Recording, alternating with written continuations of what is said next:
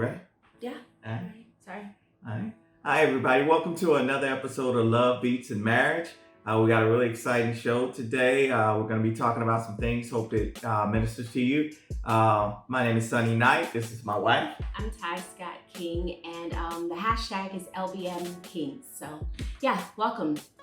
Today we're talking about a topic that is interesting because sometimes people don't want to admit that they've had a bad year in marriage, I think.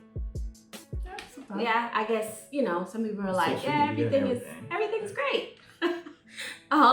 So we've been married 7 and a half. Yeah. Got the half in there. 7.5 years now. And Mike said, sometimes I call him Sonny, sometimes I call him Mike. You guys know how it is. So Mike said that his worst year in our marriage was which year? Like year 2.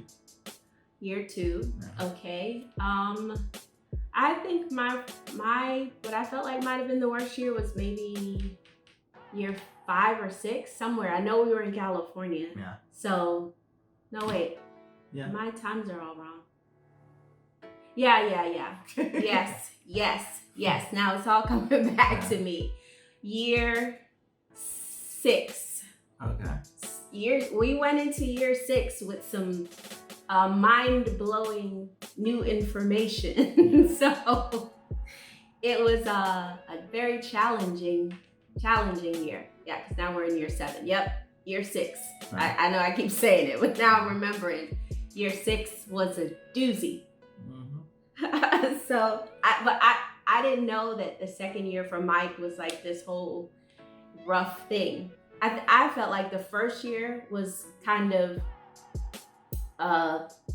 tumultuous or whatever because we were transitioning from not being married to now being married in the same house and just getting used to each other's habits and quirks, which I definitely felt like I had more things like, please shut the bathroom door. There has to be a light on in the kitchen so I can see if I need to go out in there and it's just not totally dark. Like I had all these things that I needed Mike to follow. Like things don't go here, this is where they go. And so I thought that one would have been hard. I thought that would have been the year you said was the hardest. Yeah, that's a mixture. That's a mixture of it. I think for us it was, especially for me, because I wasn't communicating that there were certain things that were either getting on my nerves or vocalizing the fact that, hey, you're going a little heavy on this, and I'm not used to really acclimating to someone else. And that's what marriage is all about. When they tell you as far as compromise and living together and working together, it's not hard. It's not easy. I said it's not hard, but it's for me. And for me, it was just because I'm not a super confrontational person, so I kept everything just locked in and not talking about it. But I don't consider myself confrontational. I just would prefer to just get it out there. Yeah. Is that? No, I didn't say when I'm using. It's just saying that I'm not confrontational. Yeah, I'm wondering like. If someone says, well, I'm more the one who doesn't really like to discuss the situation. Is that what you're saying? Yeah. What's the thing? Yeah. There's confrontational, which is the last one, but what's the steps leading to that? Like, can you be where I think I am, which is, I don't necessarily want to have a confrontation, like, as soon as you open the door, I'm in your face demanding information. Yeah. But I want to talk about it. Yeah, and that's what I mean about confrontation. For my definition is that I'm not the one to really bring it up that would cause a conflict or a disconnect or uncomfortable. That's my definition of confrontational, not as someone who's pursuing to get into an argument or something like that. No. But yeah, because with you were we talked about this. Things were fine in your world. You thought we were going smooth selling right along. But I was like really on the edge. Like I was like, okay, was this married thing really for me? And this is year 2? This year 2, yeah. Okay, so what happened in year 1? What was your take of year 1? All the adjusting, you moved to a whole nother city, you moved to the city I was living in. Right. You left your home to come live in my house that I've been living in. Yeah. Or in the house I've been living in. Yeah. I didn't own it, so I was renting a house. And like left your job to come to the city to get a new job. And that was easier than the second year? Yeah, it was. And before we go too deep in this, I just want to go to Corinthians, because we went through marriage counseling. This verse was heavily repeated, and I didn't realize at the time. I'm gonna be honest, I was like, yeah, that's a good verse and that, but we love each other. We fine, we good, we'll be okay, you know. But I definitely take this to heart a lot more, and it's definitely been applicable in our life. It's Corinthians 13, 4-7. I'm sure. First Corinthians, thank you. First Corinthians. I'm sure a lot of people are familiar with the verse where love is patient, love is kind, does not envy, it does not boast, it's not pride, it does not dishonor others, self-seeking, it is not easily angered, it keeps no record of wrongs. Love does not delight in evil, but rejoices with truth. It always protects, always trusts, always hopes, and always perseveres. And those are the things I could definitely say from the standpoint. My wife, and I think it really helped our marriage, that she didn't rehash a lot of stuff, because that throwing something back in someone's face is like the worst. Now, there were times where she would say, remember I told you, or we talked about this, or blah, blah, blah, blah, blah. And that was like, you know. She still does that. I still do that. She I still guess does for that. me, it's like, okay, well, we talked about it. Don't you remember? This isn't anything brand new, but I try not to say remember too much, because it does kind of feel like, I don't know, when I say it, I kind of feel like I'm nitpicking, like, well, remember we said this, or I don't know. It just, that phrase I do try to stay away from, even though I find myself using it, because sometimes I'm like, am I crazy? You don't remember we talked about this? Yeah. And the other part of that too is the fact that I know I didn't really take into account how different our personalities are, because we have so many things in common. We share personally, like we both love music, we both love the arts, we love God, we love traveling in that sense.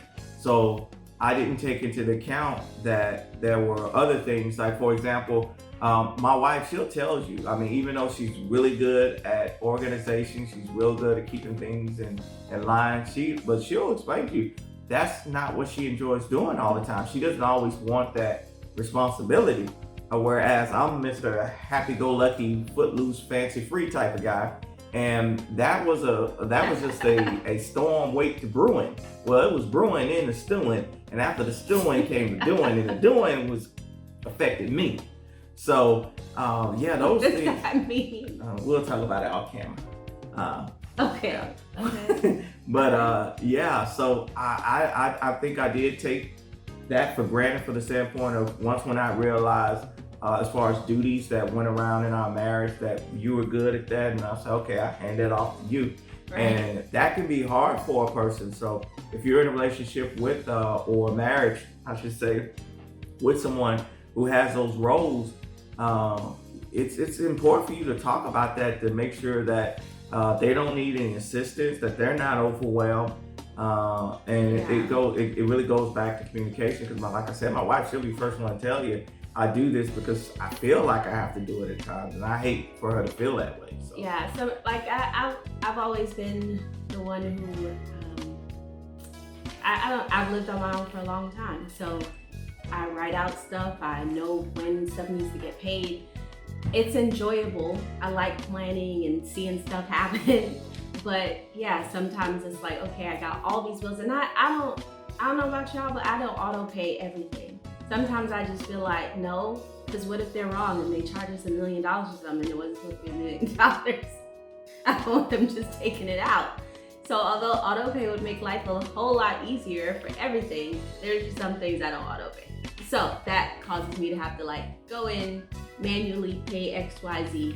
And so, yeah, I told Mike probably in the second or third year, like, it's getting a little bit overwhelming because now we have more bills or just, more stuff we're paying for.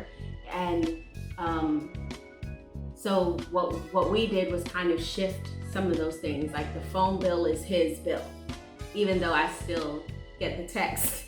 Which is, that's I don't know why, because it's in his name. They still text me, so then I forward him the text. But then because I've seen the text now, I'm like, did you get the text? So I still feel like I'm responsible for it. But anyway, the worst year for you was year 2.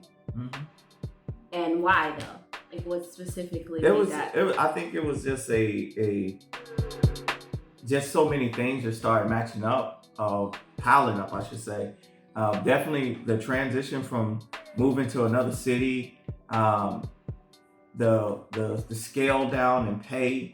I was working 2 jobs and they were not really supporting the household at all. So I just felt like this sucks. That's no better way I can dress that up. And it was just like, and I would come home and then there's these new rules and then I have to remember these rules. And what were the rules, babe? What new rules? You talked about a lot of the rules already. In fact, make sure this is closed, this doesn't go here. The closet door should be closed in the bedroom because I don't want to just open my eyes in the middle of the night and stare into darkness even though the rest of the room is dark. I don't know. It's just I know it could be a little bit much. Yeah. So getting, and then it would, we would have conversations, it seems like, and you would get stressed out about something. That was really the big thing. I had to learn your personality. Because when you got stressed or upset about something, I had to really,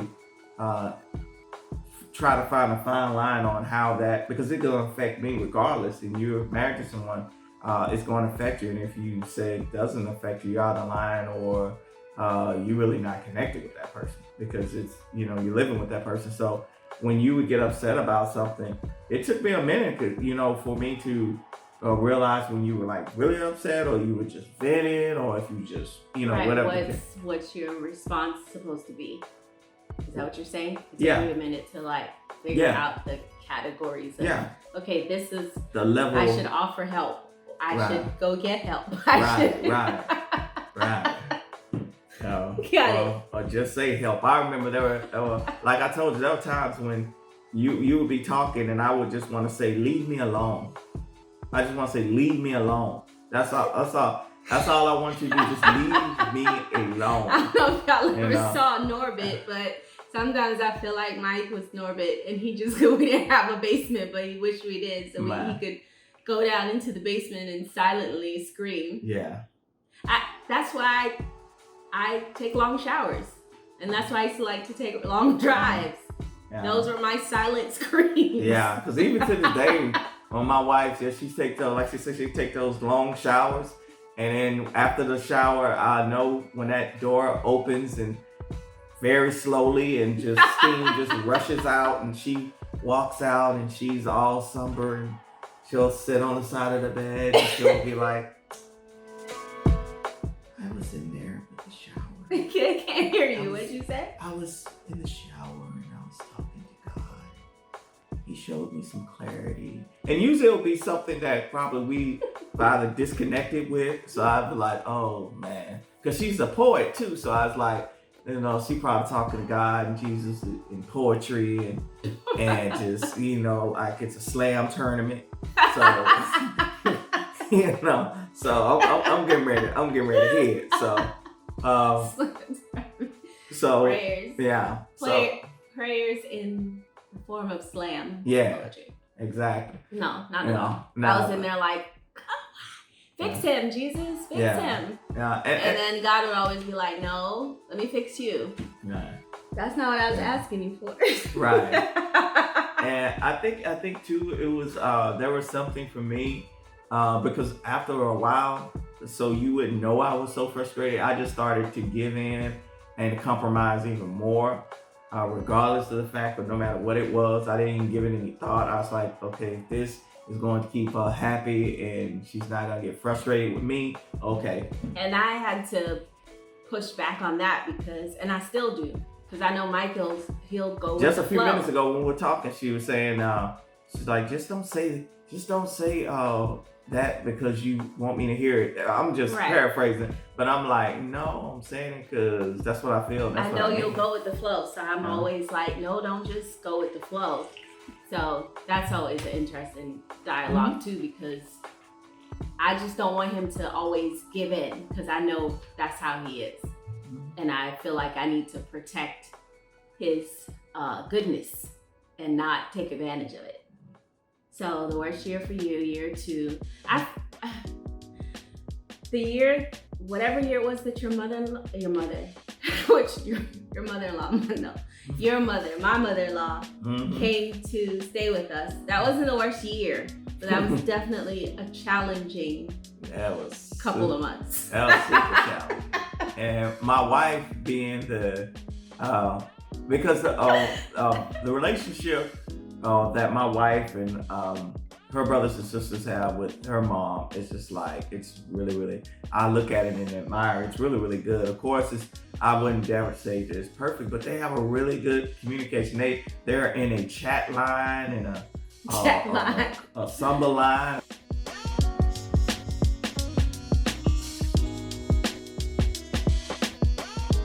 It's really, really good. Of course, I wouldn't dare say that it's perfect, but they have a really good communication. They're in a chat line and a Samba line, a group line, whatever it is. Group chat. And they talk to each other all the time. All day. Yeah. So, I mean, but the thing is, it's not, it doesn't bother me. I'm not, I don't feel upset or jealous or anything about that. I love that. Not like jumping on the phone every 2 seconds. I think it's like during the day, just funny stuff or whatever. Like, we have a sibling group chat. My sisters and I have a group chat. Our whole family has a group chat. Like, we have like 3 or 4 groups. Right. But my mom, she's of the ilk and the generation. She still calls this a cellular phone. So, just to give you a breakdown of where she coming from. So, I was trying to tell my wife that I sat her down. I was telling my wife, I was like, this is going to be a whole new life that we get ready to create right now. My mom, and I love her. She know I love her. But she gave you a glimpse at our wedding. We were taking pictures. And we were enjoying the time. And it was cold out there, but it was our wedding day. So we were taking pictures. Everybody was posing. And out of the blue, we hear this loud voice, "Hurry up, I'm ready to go." And my wife was very good. And this was while the pictures were going on. My wife, her eyes just shifted just a little bit and she was smiling too. She's like, "Is that your mom?" I'm like, "Yep." So yeah, that was, what year was that? That was 2013.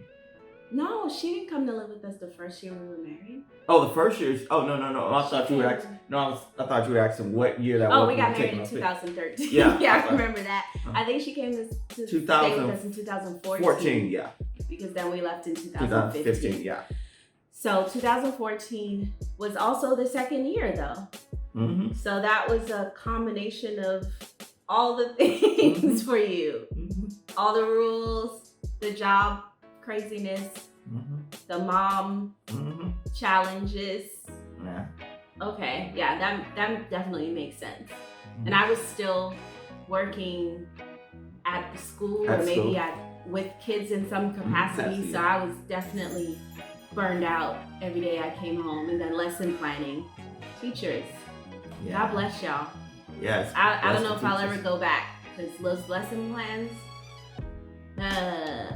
Yeah. So yeah, my worst year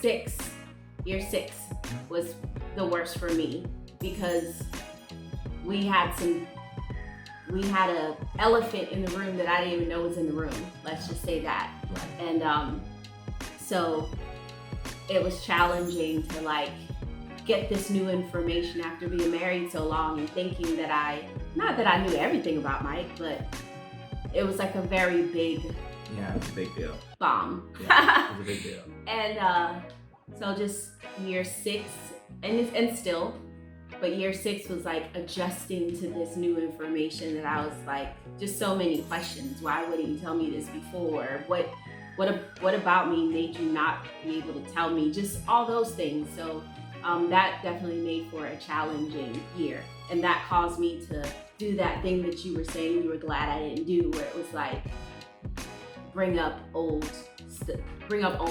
Right. And I don't know if you could really say it's old because it's new information to the other person, but things would happen that would kind of trigger me, and I would just get sad or mad all over again because he didn't tell me this information from the beginning. So I think that's definitely something to be aware of as you're going through your marriage. It's like if you bring new information in that, you know, ruffles the waves or causes waves in your marriage, you have to give the other person the room to process this new information. Because Mike never told me, oh, don't keep bringing that up. I would think to myself, like, I just want to stop bringing this up. I just want to get past it. But I'm glad that he never said, just get over it. Just get past it. That's ridiculous. That's not fair. And, you know, it just sucks. Yeah. And there's still times that,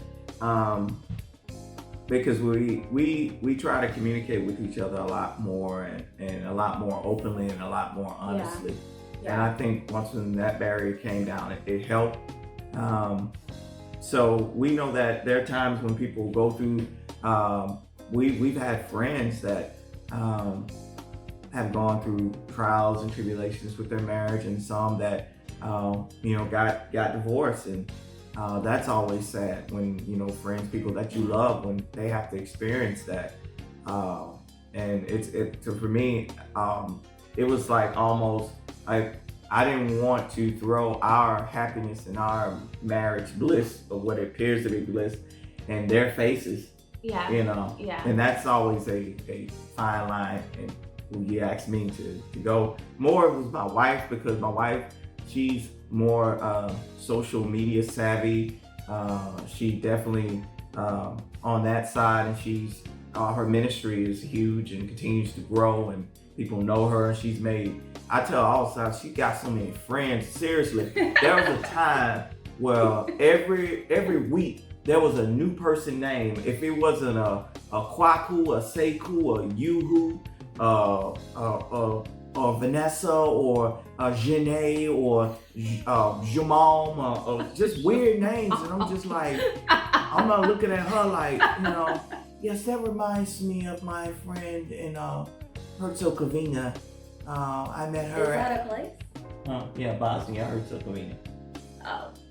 And and then we talk about Canada. Oh yes, my friend Toronto lives there, and I'm like, Katarina, she lives in Toronto. Yeah, I'm like, I know people. Yeah, I can help know a lot of people. And it's like, well, I'm not allowed. If I don't talk to you no more, I don't talk to you no more. So I don't even know you.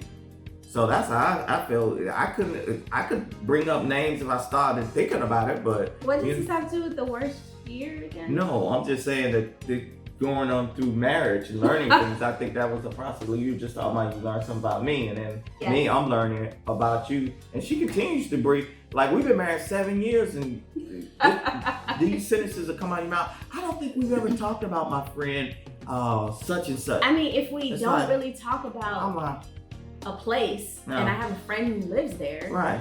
Then the friends not gonna come up. It'll be a situation where they'll reach out to you, like, oh, I haven't talked to her since Doomsday, and but she reached out this morning, and she was chatting it up, and I'm like, okay, here's another name I gotta remember, because she's gonna. My wife is always gonna bring up, and it's usually somewhere down the road. Remember when I was telling you about such and such? And then she sees that blank look on my. Was that a part of your worst year? Was getting to know all these names? No, I that came with territory. I was like, okay, that's a fun game. It was like, okay, it was like memory. Mike, I see your memory. But the problem is that I wasn't really paying attention to the names. It's like, okay, here come another person.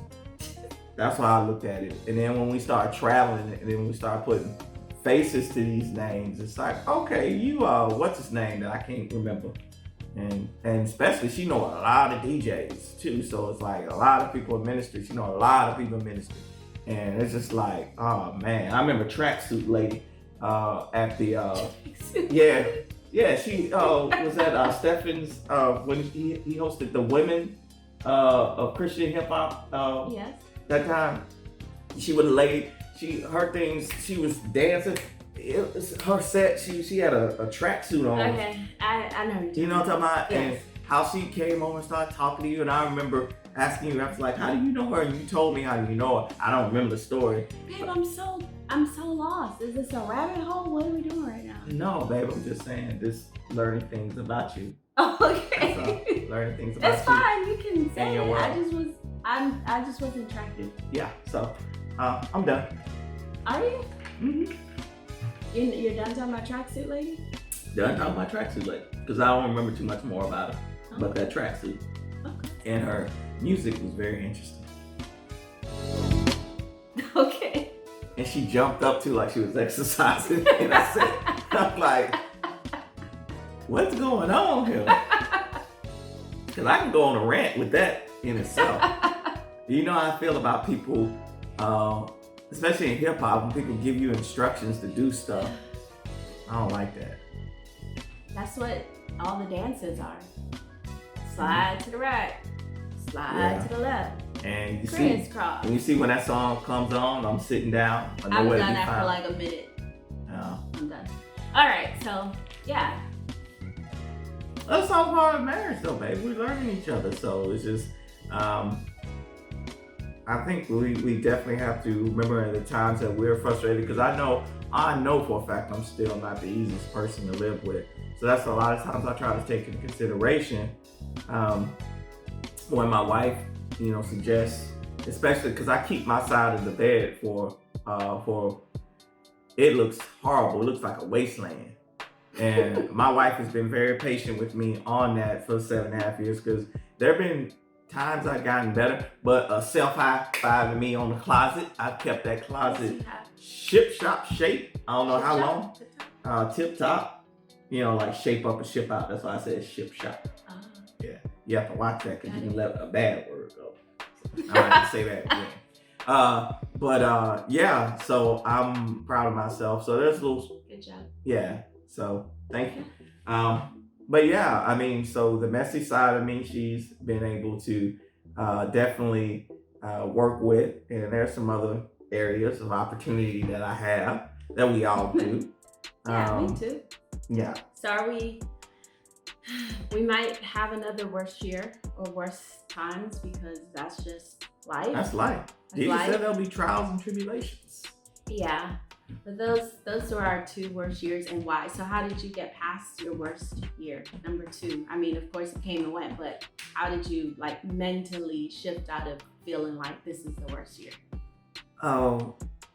Praying, talking to God about it, and then finally, before I knew it, it started to get better, and then I felt more comfortable I could talk to you about it. So okay. Once when I was able to get it out there into the open, and because you were just like, what?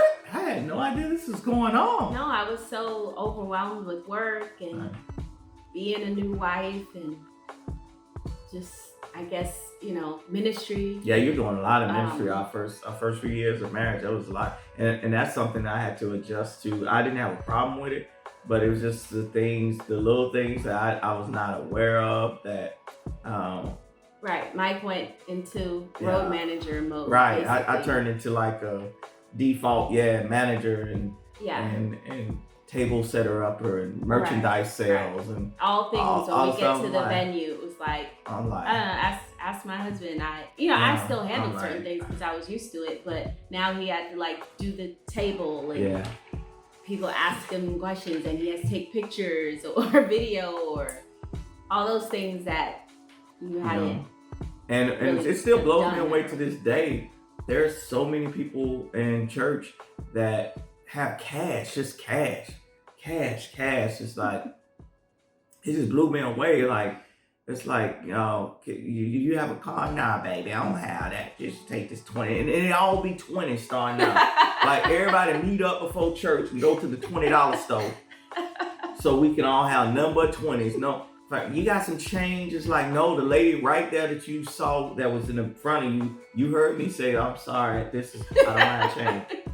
So I had to, and I love my mothers and fathers of the church, so I don't want you to think that. But yeah, it was an adjustment. It really was an adjustment for me, diving into that world and taking on a role that I didn't know I was gonna have to take on. So it was just like, and then I know you were being frustrated enough because you're trying to get yourself prepared to minister, and then it was like, and even to this day, like the video shoot that we just did Saturday the other day, and driving you there, I know you were already full of nerves, so I just had to make sure I did my job to get you there and just going over mentally, okay, what we're gonna have to do. And it was just a lot of stuff. So I think that God, that's why I know it's God that's working in me with patience when it comes to that and other things, because if not, I know that the old me, definitely, I would have been like, I'm out of here. This ain't for me. So, yeah. I'm glad you're not the old you. No. Not the fact that, and I say that not to say that you were doing anything that that made it that way. It was just the fact that when anything wasn't easy for me, and we talked about it in an episode, when things are not fun for me, especially in relationships, then right. Yeah, I'm gone. Right. Yeah. So yeah. I'm glad that's not the default. Yeah. Anymore. No, definitely. I mean, the life that we're building and that we continue, the adventures that we have are just so it's amazing what God is doing, and I have fun with this woman all the time. We laugh a lot. We don't eat as much Jamaican food as I wish we would, that both of us would. Got to eat a patty when we get done. Yeah. But it's amazing life there. And I'm happy, like I say, I'm definitely happy that God matched us up together and put us together. So yeah, me too. And I guess my answer for how did I get over the 6th year that I say was the hardest so far for me. Not that I'm looking forward to hard years, but yeah, just like you, a lot of prayer, a lot of just asking God to help me to see you how He sees you, to forgive, to believe, to trust, all that stuff. So yeah, I feel like this was a more, I don't know, we laughed and joked, but it just seemed like it was a more serious conversation. I guess because you're talking about the hard years in marriage. But yeah, we hope that you all just appreciated the fact that we shared, and because a lot of times people don't necessarily share what's going on in their marriage or the hardships. We see the wins and all that stuff on social media. And were you gonna say something? No, you said ships. I was like, what you just say? Hardships. Don't say it again. We see the wins and stuff. And yeah. Just wanted you guys to know that we've been through some rough times, but we just keep laughing, we keep trusting God, and we keep trusting each other. Mm-hmm. Yeah. All right. Well, thanks for watching Love, Beats, and Marriage. #LBM Kings. Got it. We look forward to seeing y'all in the next episode where we'll have more energy. I feel like, we'll have more energy, and we won't be as, we'll see y'all again. See ya. Bye.